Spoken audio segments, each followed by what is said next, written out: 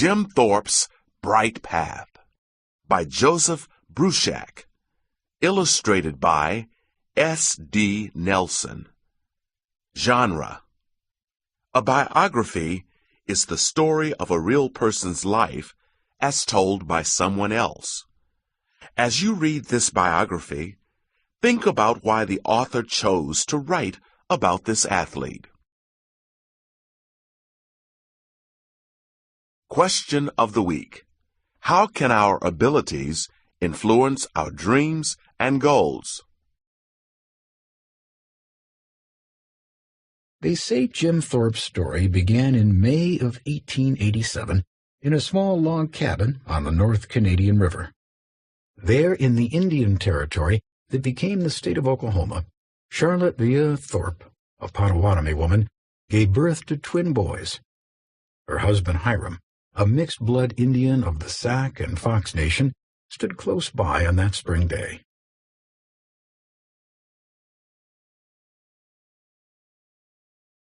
The sun was in Hiram Thorpe's heart as he looked down at the sons he named Charles and James. Jim's mother gave him another name. Wathohuck, she said, thinking of how the light shone on the road to their cabin. Bright Path. As good as that name was, neither of them knew just how far that path would lead their son. Like most twins, Jim and Charlie were close, even though they were not exactly the same.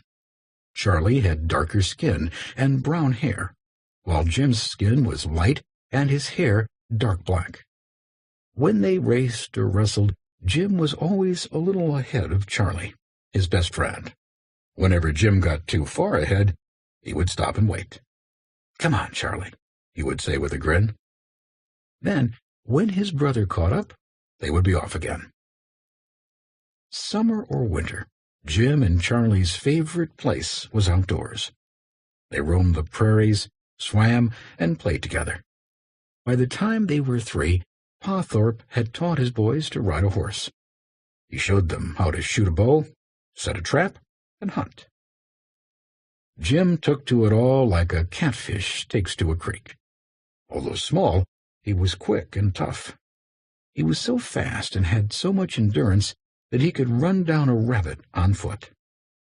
When it came to the old ways, those skills that made the men of the Sac and Fox great providers for their families, Jim was a great learner. By the time the twins were 6, Pa Thorpe said Jim knew more about the woods than many men.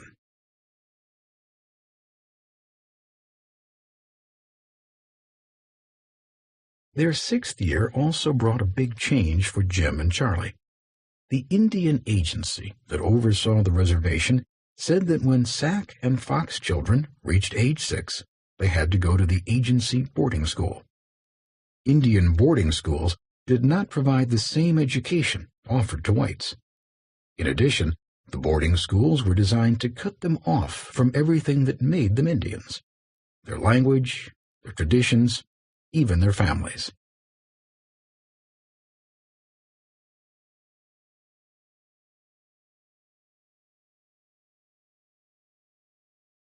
Jim's father had become one of the few Sac and Fox men who could read and write English. He'd seen uneducated Indians cheated out of everything by dishonest men who tricked the Indians into signing papers they could not read. "My sons," he said to Jim and Charlie, "you need white man's knowledge to survive." It was no surprise that Jim hated school. He had to wear awful clothes: a heavy wool suit, a felt cap, tight shoes, a shirt and necktie that strangled him. He also got smacked hard across his knuckles with a wooden ruler whenever he spoke a word of Sac. He missed Ma's cooking and Pa's stories about their clan ancestor, Chief Black Hawk, the famous warrior who had fought the whites to defend his people. Worst of all, school kept Jim inside all day and locked him up all night in a cold dormitory, away from the forest and prairies. It made him feel like a fox caught in an iron trap. Jim didn't care about what school might do for him or his people. He just wanted to get away from it. Charlie was better at his studies than Jim. He didn't seem to mind the military discipline or being stuck at a desk. Solving an arithmetic problem was a challenge to Charlie, the way winning a race was to Jim. Now it was Charlie who was waiting for his brother to catch up.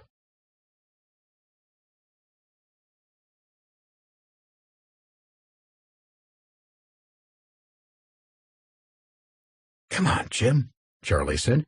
"Don't give up. You can do it." So Jim tried to master basic arithmetic, reading, and writing. Then, in his third year of school, something happened that broke his heart. Sickness often struck the crowded, unheated dormitories of the Indian boarding schools. Sanitation was poor, and there were no real doctors to tend the sick. Epidemics of influenza swept through like prairie fires. Even common childhood diseases, such as measles and whooping cough, could be fatal to the Indian children jammed together in those schools.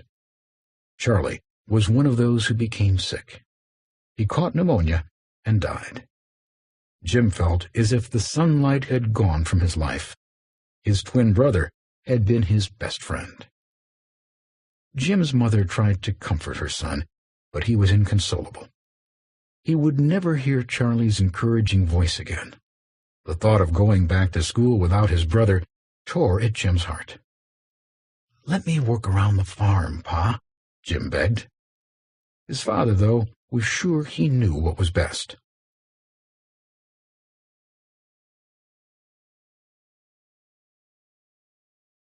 "Son," he said, "you have to get an education.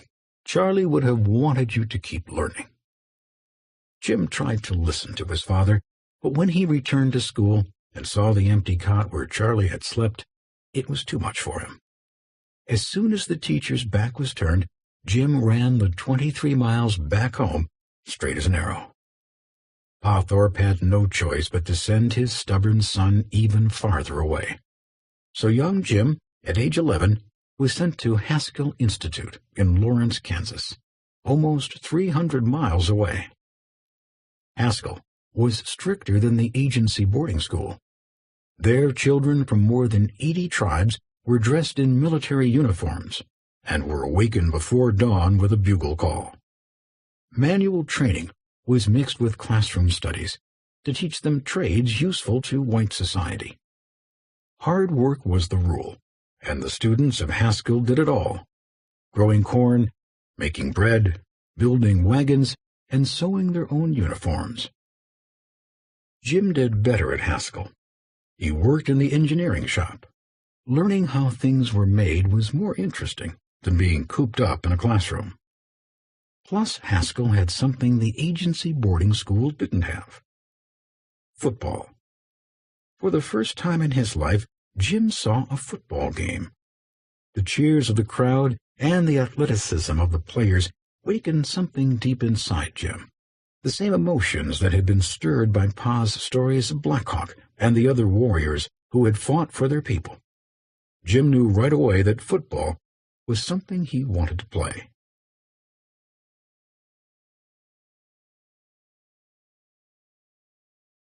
But Jim was too small for the sport.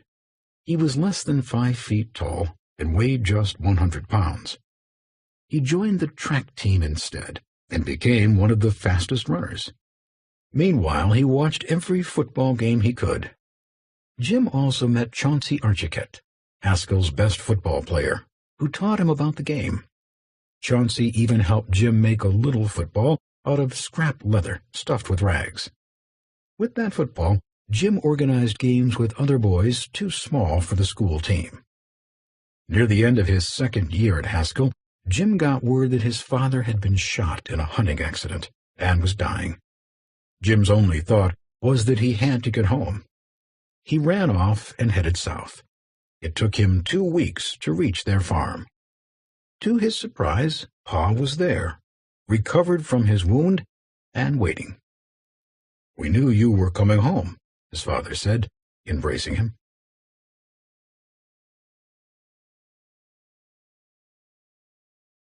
Jim never went back to Haskell. Shortly after he returned home, his mother died of a sudden illness. Jim grieved over the loss of his mother, and Pa Thorpe finally agreed that his son did not have to go back to boarding school. Jim's father believed his son still needed education, so Jim began attending school nearby in Garden Grove. At Garden Grove, students were learning about a new thing called electricity. Electricity could make it seem as if the sun were still shining, even at night. The thought of that appealed to Jim. Electrical sunlight could be brought to Indian homes, too. Pa Thorpe had always told Jim that education would give him the ability to help his people. Maybe becoming an electrician was the bright path he was supposed to follow.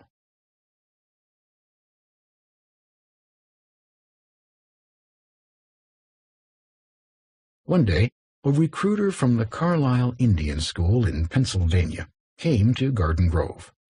Carlisle was always looking for Indian students who were good athletes, and the recruiter had heard of Jim's success as a runner at Haskell.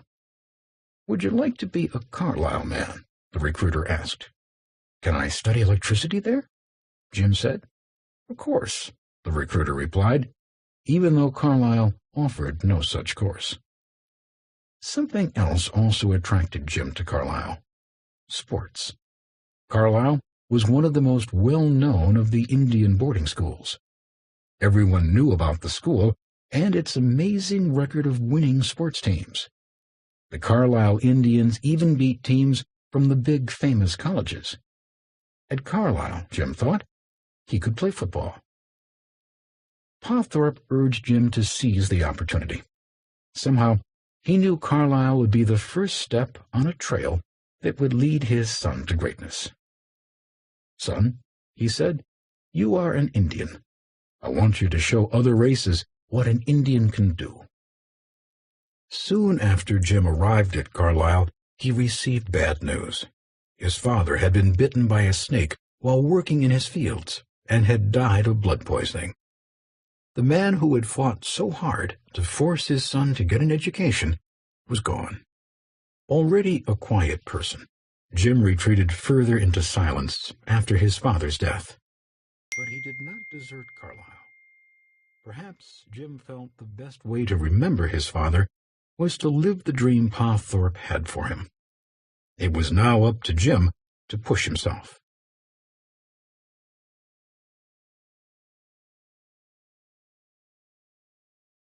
The Carlisle system of sending new students off campus for work experience helped. Jim ended up at a farm in New Jersey. The farm labor reminded him of the many hours he had spent working by Pa's side in Oklahoma. Jim worked so hard, and with such quiet confidence, that everyone saw him as a man they could like and trust. To his delight, Jim was made foreman, head of all the workers. When Jim came back to Carlisle in the fall, he was no longer a boy. He had grown taller, stronger, more self-assured.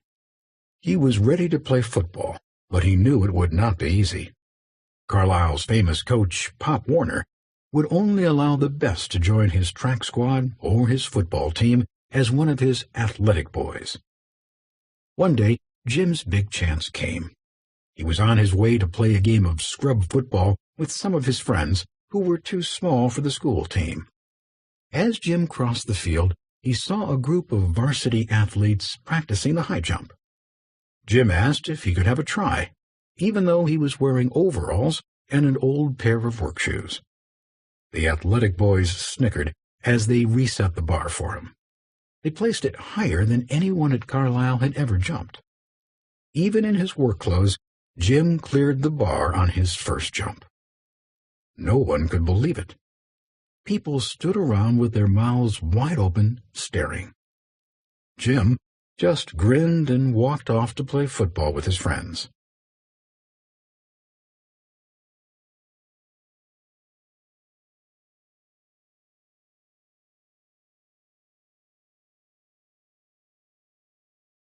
The next day, Jim was told to report to the office of Coach Warner. Everyone knew Pop Warner was a great coach. but he was also a man with a bad temper. Jim wondered if Pop was going to yell at him for interrupting track practice. "Do you know what you've done?" Pop Warner growled. "Nothing bad, I hope," Jim said. "Bad," Pop Warner said. His face broke into a smile. "Boy, you've just broken the school record. Go down to the clubhouse and exchange those overalls for a track outfit. You're on my track team now." Before long, Jim Thorpe was Carlisle's best track athlete. He competed in the high jump, hurdles, and dashes, winning or placing in all of them. Still, Jim wanted to play football. Reluctantly, Pop Warner told him he could give it a try. Pop Warner didn't like the idea of his slender high jumper being injured in a football game, so he decided to discourage Jim by beginning his first practice with a tackling drill. Jim, the newcomer, had to take the ball and try to run from one end to the other through the whole varsity team. "Is that all?" Jim said. He looked at the football in his hands. It was the first time he'd ever held a real football, but he believed in himself. Then he took off down the field like a deer. He was past half the team before the players even saw him coming. At the other end, Jim looked back. Behind him was the whole Carlisle team, the players holding nothing in their hands but air.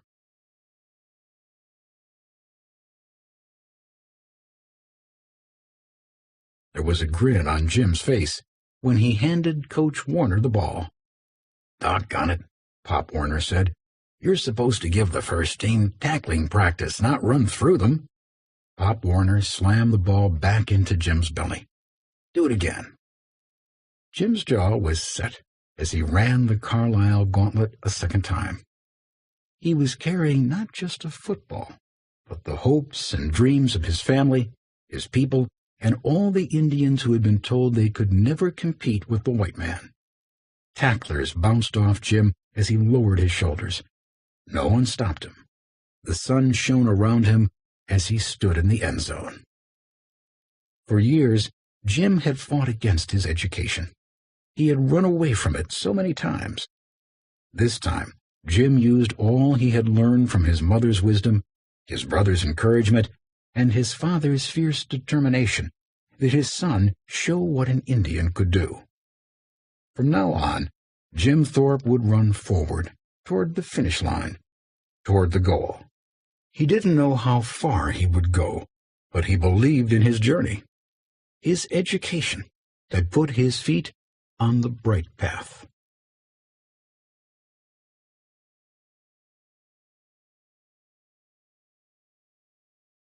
Important dates in Jim Thorpe's life and legacy. 1887.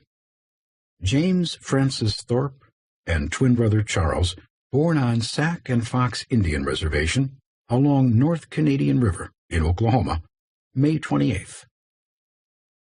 1893. Enters agency boarding school with Charlie. 1896. Charlie dies of pneumonia. 1898. Arrives at Haskell Institute in Lawrence, Kansas. 1902. Charlotte Thorpe, mother, dies. Begins attending school in Garden Grove, Oklahoma. 1904.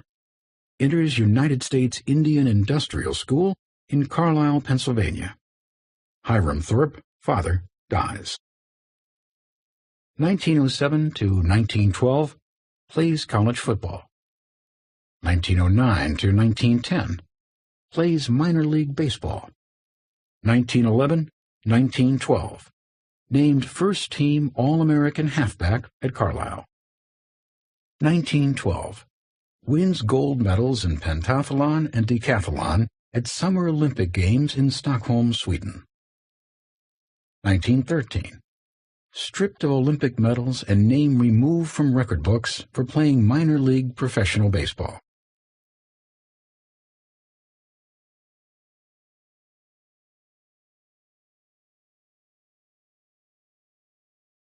(1913 to 1919), Plays Major League Baseball. 1915 to 1929. Plays professional football. 1917. Becomes a United States citizen. 1920. Elected first president of American Professional Football Association, now National Football League. 1922. Forms Oorang Indians, an all-Indian professional football team. 1929. Retires from professional football at age 42. 1953. Dies March 28, buried in Mock Chunk, Pennsylvania, which is renamed Jim Thorpe, Pennsylvania. 1963. Inducted into Pro Football Hall of Fame as part of original class. 1982. International Olympic Committee restores Thorpe's name to record books. 1983. Duplicate Olympic gold medals given to Thorpe family, inducted into U.S. Olympic Hall of Fame. 1998. U.S. Postal Service issues Jim Thorpe commemorative stamp as part of its Celebrate the Century program.